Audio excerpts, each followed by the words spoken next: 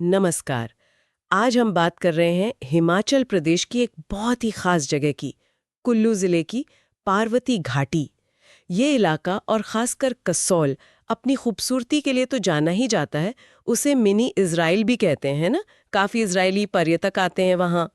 पर आज हम सुंदरता से आगे बढ़कर बात करेंगे उन रहस्यों की जो कहते हैं कि यहाँ के वादियों में छुपे हैं। हमारे पास Parvati valley mysteries of the Himalayas के कुछ अंश हैं जो इन पर रोशनी डालते हैं। हाँ, बिल्कुल। तो इन स्रोतों में कई ऐसी बातें हैं जो चौंकाती हैं, अजीब घटनाएं, पुरानी मान्यताएं। हमारा मकसद आज बस इन्हें दोहराना नहीं है, बल्कि हम ये समझना चाहते हैं कि इन स्रोतों के हिसाब से इन बातों का मतलब क्या है। क्या ये बस यूं ही कही सुनी बातें हैं या फिर कोई गहरा सच है इनके पीछे। ये अजीब अनुभव है और एक अलग ही किस्म की आध्यात्मिक ऊर्जा की बात होती है। तो चलिए आज इन दस्तावेजों के जरिए देखते हैं कि ये दावे क्या हैं और इनके पीछे का क्या कहते हैं संभावित अर्थ क्या हो सकता है। हाँ बिल्कुल। तो शुरुआत करते हैं सबसे आम मान्यता से। पढ़ने में आता है कि भगवान शिव ने यहाँ बहुत लंबा मतलब हजारों साल तपस्या की थी। स्रोत इसे आज के अनुभवों से कैसे जोड़ते हैं? हाँ, ये बात स्रोतों में काफी जोर देकर बताई गई है। वो सिर्फ ये नहीं कहते कि शिव ने यहाँ ध्यान किया था, बल्कि ये भी कि बहुत से यात्री और स्थानीय लोग आज भी घाटी में एक तीव्र ऊर्जा महसूस करते हैं, ऐसा दावा करते हैं। सूत्र इसे उसी प्राचीन तपस्या का असर मानते हैं, जैसे वो ऊर्जा आज भी वहां हवा में मौजूद हो। अच्छा, ये दिलचस्प है कि कैसे अतीत और वर्तमान को जोड़ा जा रहा है। लेकिन स्रोतों में सिर्फ आध्यात्मिक ऊर्जा की बात तो नहीं है। रात के आसमान में दिखने वाली कुछ अजीब रोशनियों का भी जिक्र है। क्या खास है इनमें? हाँ, ये रोशनियां वाला किस्सा काफी रहस्यमयी है। स्रोत बताते हैं कि कई लोगों ने, खासकर घाटी के जो ऊंचे इलाके हैं, वहां रात में ऐसी रोशनियां देखी हैं जो जो आम सितारों या विमानों की तरह नहीं चलती। मतलब प्रत्यक्षदर्शियों के हवाले से लिखा है कि ये कभी बहुत तेजी से दिशा बदल लेती हैं, कभी एक जगह मानो ठहर सी जाती हैं और फिर अचानक गायब। है? ये तो सच में अजीब है। स्रोत ये भी बताते हैं कि ये दिखती कैसी हैं, मतलब कोई आकार या रंग? आकार के बारे में ज्यादा ब्यौरा नहीं है, पर हाँ, ये कहा गया है कि ये सामान्य विमानों की लाइट्स जैसी नहीं है और इनकी हरकतें वो बहुत अनियमित हैं। मतलब रफ्तार, अचानक मुड़ना या रुक जाना, ये सब उन्हें किसी भी ज्ञात चीज से अलग दिखाता है। इसीलिए स्रोत इन्हें एक पहेली की तरह रखते हैं। समझ गई। अब आसमान से जमीन पर आते हैं। रासूल, कलगा, खीरगंगा, इन जगहों के घने जंगलों में भी कुछ अजीब अनुभव हुए हैं लोगों को। चमकते गोले, भिनभिनाहट, कंपस का बंद हो जाना। हाँ हाँ, ये अनुभव जमीनी स्तर पर रहस्य को और बढ़ाते हैं। सूत्रों में कुछ ट्रैकर्स के किस्से हैं। जैसे एक कहानी है कि रात में अचानक टॉर्च बंद हो गई और आसपास एक अजीब धीमी सी भिनभिनाने की आवाज आने लगी और कुछ नहीं दिखला। या फिर पेड़ों के बीच तैरते हुए हल्के चमकते गोले दिखने की बातें।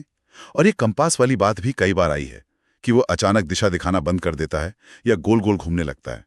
ये सब इशारा करते हैं कि शायद उन जंगलों में कुछ कुछ असामान्य गतिविधियां होती हैं, भौतिक या कह सकते हैं ऊर्जा के स्तर पर। तो क्या स्रोत ये मानते हैं कि ये अलग-अलग चीजें, आसमान की रोशनी, जंगल की घटनाएं, ये सब जुड़ी हुई हैं, एक ही तस्वीर का हिस्सा? संभवतः सीधे तौर पर नहीं कहा गया, पर स्रोत इन घटनाओं को पार्वती घाटी के पूरे रहस्यमय माहौल के हिस्से के तौर पर ही दिखाते हैं। जैसे कि ये सब उसी अनोखी ऊर्जा या वातावरण से जुड़ा हो सकता है जिसका जिक्र वो मलाना गांव के संदर्भ में भी करते हैं। हाँ, मलाना, वो तो बहुत ही अनोखा गांव है। कहते हैं बाहरी लोग किसी चीज को छू नहीं सकते वहां। स्रोत इसे कैसे देखते हैं? क्या ये बस एक रिवाज है? सूत्रों के अनुसार ये सिर्फ एक रिवाज से ज्यादा है। इसे गांव की अपनी एक बहुत खास और पवित्र मानी जाने वाली ऊर्जा से जोड़ा जाता है।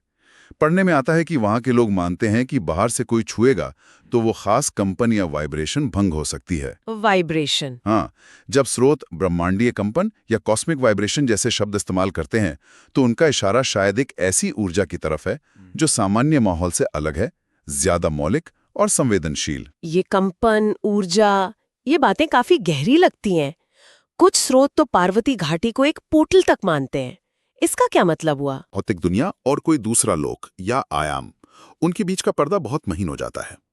उनका तर्क यह है कि शायद इसीलिए इस जगह का इतना गहरा आध्यात्मिक महत्व है, जहां संतों को ज्ञान मिला और आम लोगों को भी असाधारण अनुभव होते हैं या एक अजीब सी शांति मिलती है। एक तरह से दो दुनियाओं के बीच का दरवाजा, ऐसा सूत्र सुझाते हैं। तो फिर ये सारी बातें, शिव की ऊर्जा, वो अजीब रोशनियां, जंगल की घटनाएं, मलाना का राज, ये पोर्टल वाला विचार, ये सब मिलकर क्या तस्वीर बनाते हैं? क्या ये सब आपस में जुड़े हैं? यही सबसे बड़ा सवाल है जो स्रोत उठाते हैं।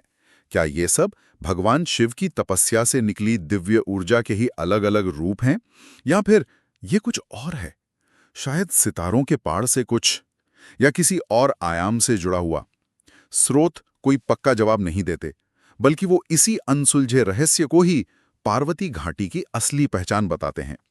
वो इस बात पर जोर देते हैं कि कसोल या खीरगंगा में पार्वती नदी के किनारे अगर कोई शांति से बैठे, तो कई लोगों को अपने आप से कहीं ज्यादा बड़ी किसी चीज से जुड़ाव महसूस होता है।